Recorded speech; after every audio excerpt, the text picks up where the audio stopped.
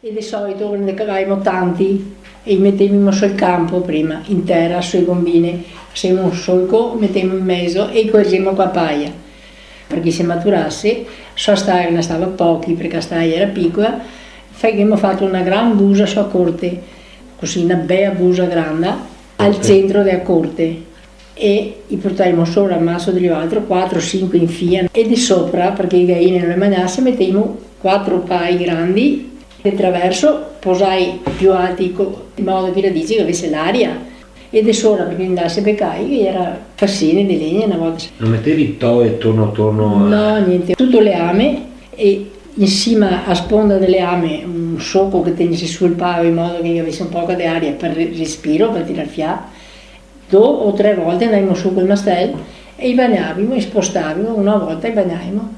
Loro venivano fatti benissimo. Quanti giorni ve ne hai fatti? Sì, 8-10 giorni. E dopo dalla corte li portavi dietro in E da stalla? corte, quando era maturo, li portavamo in stalla e si curava delle umane. Direttamente? Sì, perché era già caldi, bei, suti, sani, insomma. E questo è andato avanti fino a che anno circa? Sì, tanti anni, finché io ero stata piccola.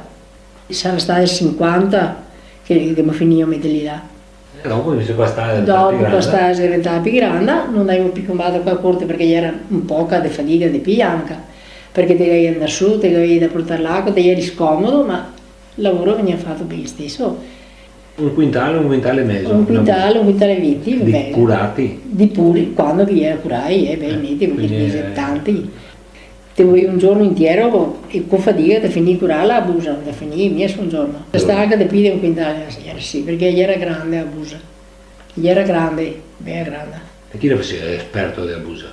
In tutti i madri. Ma con cosa tagliavi le leame? Poi il vanghetto ve usato. Lo vedeva un banchetto a parte? No, i vanghetti.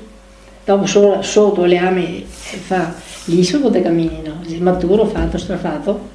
Quindi era con cimaia tradizionale, per terra, su terra. Su terra andava tutto e le ame e basta e piova. Quindi scorreva anche, non si fermava. Scorreva, non si fermava e era benissimo.